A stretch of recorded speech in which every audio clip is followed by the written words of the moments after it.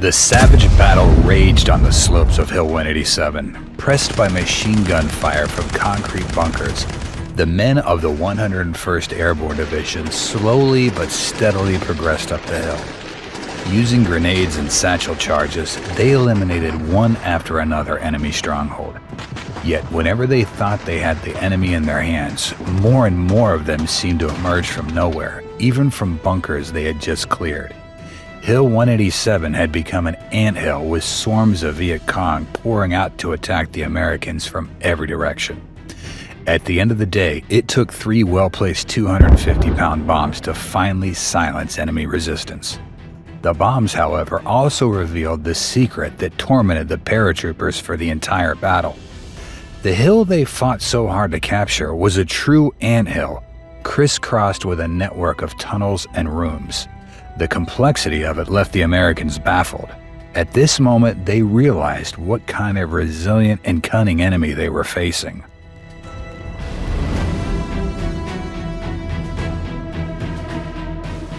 The Vietnam War was a conflict of evolving tactics and combat techniques. What the Americans believed would be the display of their overwhelming power in conventional warfare turned into guerrilla warfare against a resilient enemy. This enemy, the Viet Cong, was nowhere near the might of the American armed forces that consisted of pinpoint artillery support, armored units, fighter bombers, strategic bombers, and helicopter gunships combined with advanced surveillance, reconnaissance, and intelligence capabilities. The Viet Cong simply needed to find alternative ways to counter the overwhelming firepower of the Americans. For this, they only had the dense jungle and their formidable resourcefulness. To survive against unfavorable odds, the Viet Cong adopted various tactics. They moved mainly at night, quickly covering long distances. They spread out their units to minimize their exposure and used belt-hugging tactics during engagements. This meant staying close to their enemies to prevent them from using heavy artillery and air support. One of the strategies in this effort was digging tunnels. It was something that the Viet Cong were particularly good at. The amount of tunnels dug by the Viet Cong and NVA was comparable only to those in World War I. They created extensive underground networks to hide and protect themselves from the American enemy and their massive firepower, but also as a means of outmaneuvering the enemy during the offensive operations. However, tunnel systems were not the invention of the Vietnam War. They had their beginnings in the late 1940s during the First Indochina War with France. Initially, they were used to hide wanted individuals and later entire families as the conflict intensified. Over time, entire villages and guerrilla units found refuge in these tunnels. By the time the American forces arrived in 1965, the tunnels became well developed and continued to expand in response to evolving conflict. The Viet Cong tunnels, known as Dao, were built in various sizes and served different purposes. The smallest were used as shelters or hiding places when enemy forces searched a village. Contrary to them, there were large and complex tunnels, with multiple levels and all the features of a surface base camp. These extensive tunnel systems stretched for thousands of meters and were built over many years, becoming quite elaborate. Tunnels were typically dug at a minimum depth of about 4 feet and rarely exceeded 40 feet deep. They were usually zigzagged at irregular intervals to prevent easy detection and flooding. Some tunnels were slightly inclined to collect water in sumps, shallow pits that were periodically emptied. During the rainy season, some tunnels had to be abandoned due to flooding. The cross-sections of tunnels were usually between 2.5 to 3.9 feet wide and 2.6 to 4.9 feet high, with arched ceilings for added strength. The tunnels were often dug in stable soil to avoid the need for additional support. When necessary, bamboo mats, poles, planks, timbers, or even brickwork were used to reinforce the tunnels. A proof of how elaborate the Viet Cong tunnels were is the fact that they built U-shaped water traps to block blast overpressure and dry taps of the same structure to prevent the spread of tear gas and smoke. Air vents were crucial in the tunnel system as they provided an influx of air. Made from hollow bamboo or metal pipes, these vents were placed about 30 feet apart. To prevent rain from entering and to make detection harder, vents were angled and concealed in brush, grass, bamboo thickets, tree roots, or disguised as village structures. They faced prevailing winds for better air circulation. Entrances to the tunnels were carefully concealed. They were usually positioned on slightly elevated ground to prevent rainwater from pooling and were built as small as possible. Some entrances, however, had to be large enough to allow bulk supplies to pass through. These doors, of course, demanded more elaborate camouflage. Doors were designed to blend seamlessly with the ground and were often camouflaged with bushes and grass or disguised with everyday objects like jars, pots, or barrels if the entrances were located inside the building. Since camouflage was not 100% reliable protection, the Viet Cong also employed various defensive measures within the tunnels. Entrances were booby-trapped with grenades or mines.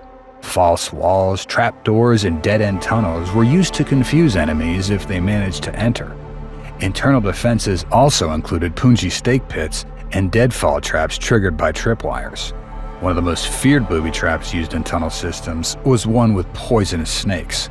Central tunnels often branched out to different areas connecting to nearby villages, bunkers, or natural caves. These were the escape tunnels. The entire tunnel system could have multiple levels, each designated by Roman numerals, Tang 1, 2, or 3. Facilities within these tunnels included troop quarters, command posts, signal centers, printing shops, classrooms, hospitals, weapon repair shops, armories, and storage rooms. The most important facilities were located deeper underground to avoid flooding and bomb blasts. Troop quarters were in the uppermost level for easier extraction in case the tunnel collapsed due to an explosion. What was most impressive about the Viet Cong tunnels, aside from their complexity, is the fact that they were built using only human hands and locally available materials. Vietnam was abundant in strong and durable trees like mahogany, ebony, teak, eucalyptus, and mangrove. However, it was bamboo that was most used for construction purposes. It was flexible in long lengths and strong in short lengths. A section of bamboo, even just 2 inches in diameter, was surprisingly strong. Bamboo stalks could be made into hollow tubes, useful in construction. Bamboo was also dense and hard. Strong, flexible vines were used to lash structures together. Bamboo strips were used for bindings. Wire, cord, and rope were also used. The VC acquired a surprising variety of materials through several methods: capture and combat, battlefield recovery, the black market, and local fabrication. Woodcutters were employed to produce standardized lengths and diameters of timber for construction purposes. Battlefield recovery and pilfering were significant methods of acquiring materials. Americans and other free world units were often lax in removing battlefield litter, which the VC scavenged. Also, they relied heavily on temporary fire support bases for acquiring material. When these bases were closed, materials like concertina wire, barbed wire picket stakes, and field telephone wire were supposed to be recovered. However, undamaged materials were often left behind and carted off by the VC. Even items deemed unusable, such as bent pickets and broken timber, were valuable to the VC. Digging a tunnel required a lot of time, resources, and manpower. Entire units could go underground, creating full living and working spaces. The land in Vietnam varied greatly. In the mountains, there was a lot of granite and limestone, which often formed natural caves and ravines. Coastal regions had sandy or clay soils in areas with sandstone. Sandstone was perfect for tunneling because it didn't need support. Another common soil was laterite, a reddish-brown, hard soil rich in iron oxide. It was tough to dig through, but provided good support for tunnels. Digging tunnels was slow and hard work. Dirt was put into baskets and pulled into the entry shaft, then carted away or dumped in a river. Even small tunnel systems produced a lot of dirt, which couldn't be left near the tunnel site. One method was to dig a series of vertical shafts every 10 meters. 2 teams would dig in opposite directions from each shaft towards the next one. This way, each team only had to dig 5 meters, making the work go faster. Most shafts would be filled back in, and some had bamboo air vents installed. For deep tunnels, the dirt had to be carried up long shafts to the surface. For shallow tunnels, A long bamboo pole was used to lift dirt baskets out of the shaft. Deep tunnels needed a bamboo tripod over the shaft with baskets hoisted by rope and pulley. Everyone in the village helped with the tunneling. Young men and women formed small teams. One person dug, one hauled dirt back to the shaft, and others hoisted it out. Other teams disposed of the dirt and cut wood for support. Old men made baskets and air vents and fixed tools. Older women cooked and cared for children.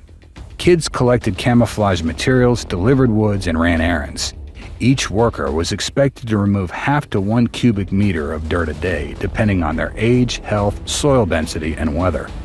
Once the tunnel was finished, local families were given specific tunnel sections to maintain.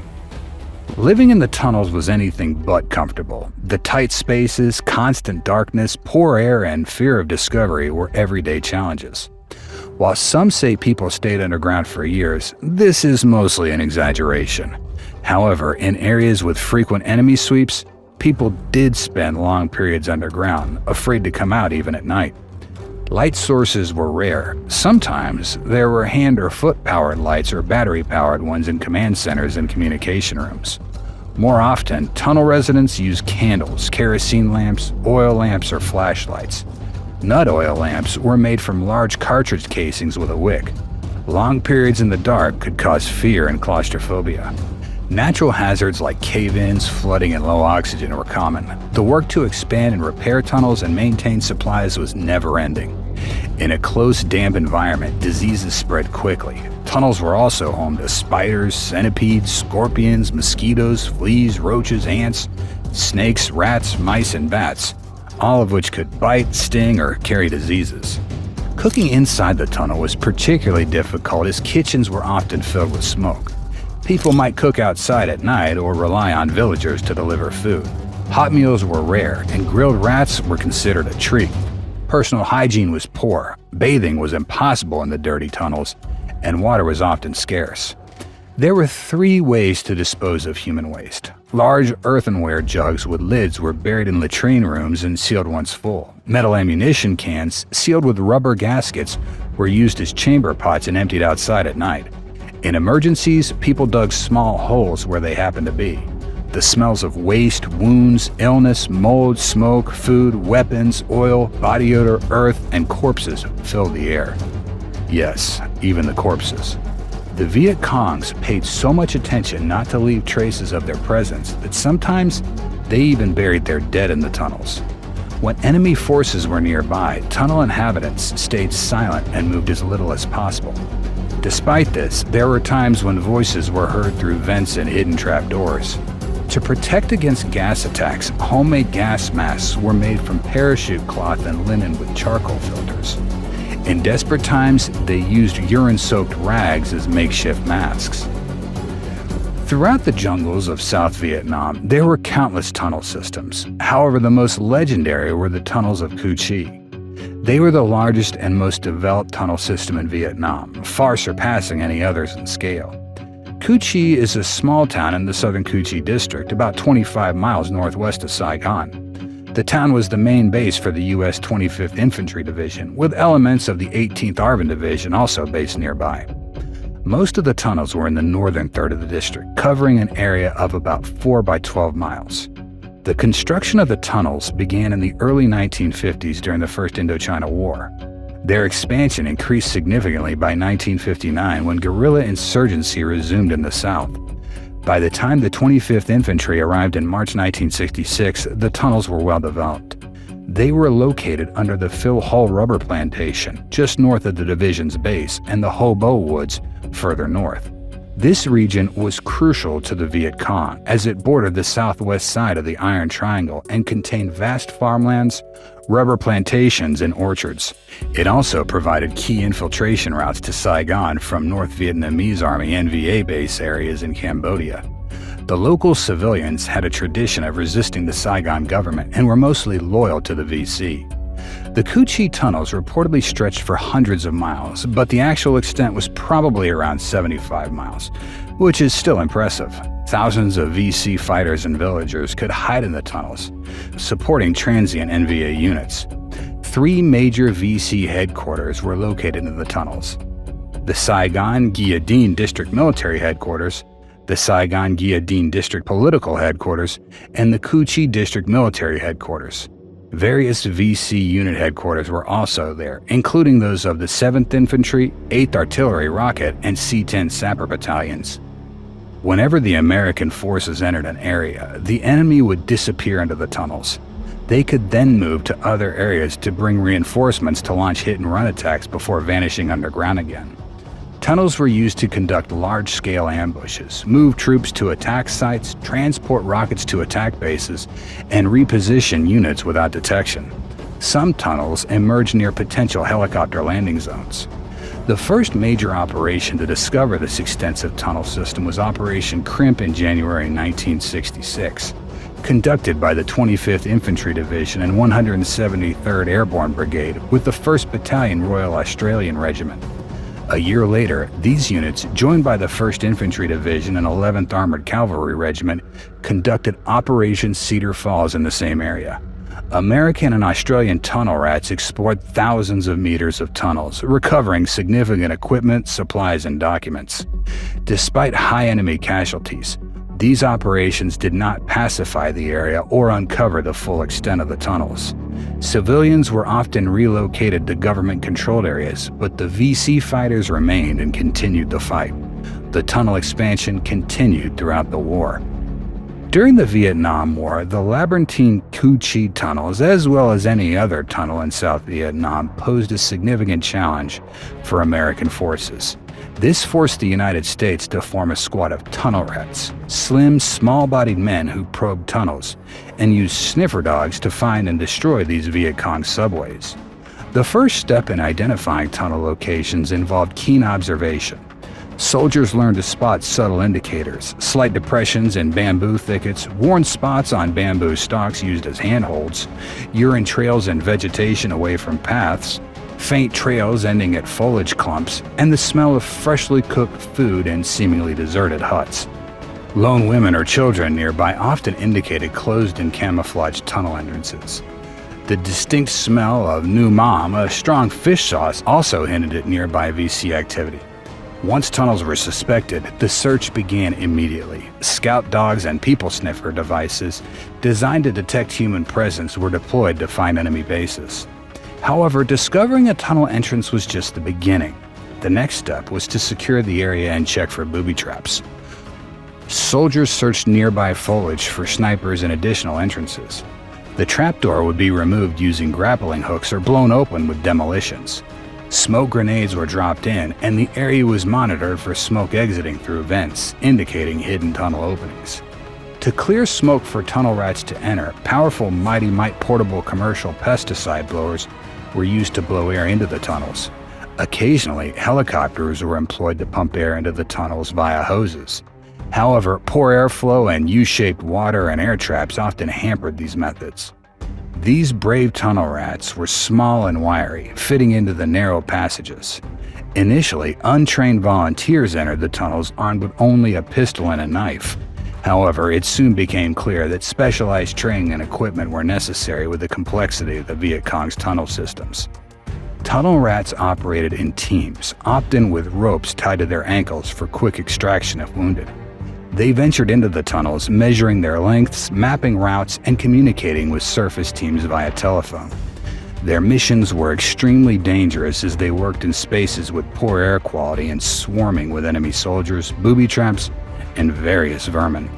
Despite these dangers, tunnel rats were very successful in collecting valuable intelligence and destroying the tunnels. Neutralizing the tunnels involved a combination of tactics. Early attempts focused on using tear gas and smoke grenades to displace oxygen and force VC fighters out. Once the tunnel rats began to enter the tunnels, they would be equipped with demolition charges to collapse the tunnel corridors. In the village of Ben Suc, Americans bulldozed a large pit in the center of the village and filled it with 10,000 pounds of explosives. The detonation was so powerful that it collapsed the entire tunnel system. At least that's what the Americans believed, but the Viet Cong continued to operate. In any case, it portrayed to which lengths American forces were determined to go in neutralizing these vicious underground threats. Viet Cong tunnels acted as subways for North Vietnam during the war to take over the United States war machine.